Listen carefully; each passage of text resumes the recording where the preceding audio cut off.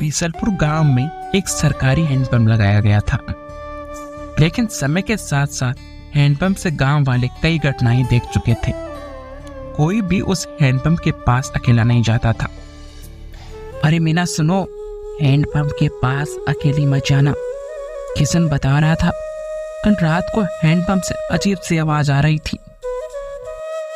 आप भी ना बेवजह ही सा करते हैं, ऐसा कुछ नहीं होगा।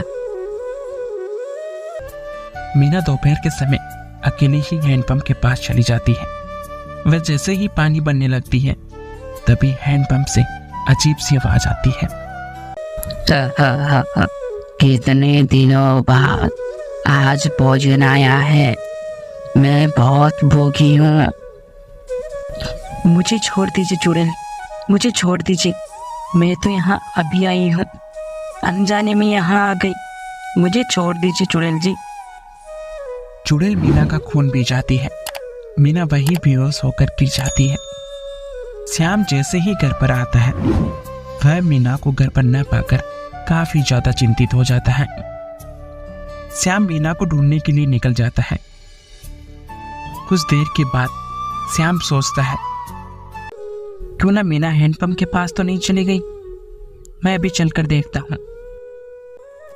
श्याम जैसे ही हैंडपंप के पास जाता है तो मीना बेहोश पड़ी थी। वह मीना को काफी देर तक जगाने की कोशिश करता है, लेकिन मीना नहीं उठ रही थी। श्याम भी वहीं जोर जोर से रोने लग जाता है। कुछ समय के बाद ये बात गांव के मुखिया को पता चलती है। सारे गांव वाले वहां इकट्ठा हो जाते हैं। ये जरूर किसी चुड़ैल का काम है, हमें तपस्वी बाबा को बुलाना पड़ेगा। मुखिया जी तपस्वी बाबा को बुलाकर लाते हैं। हे बाबा, अब आप ही बताइए, ये कैसी मुसीबत आई है हम पर, अब आप ही इसका उपाय बताइए। किसी चुड़ैल ने इसका खून पिया है। आपके गांव पर चुड़ैल का साया है। अब आप ही बताइए बाबा, हमें आप ही बचाइए।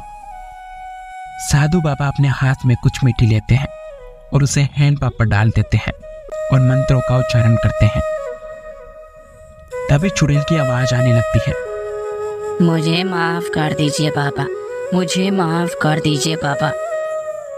हे चुड़ैल, ये गांव छोड़कर यहाँ से चली जा।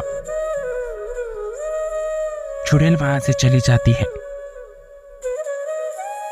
तपस्वी बाबा मीना के सर पर हाथ फेरते हैं और मीना भी जग जाती है।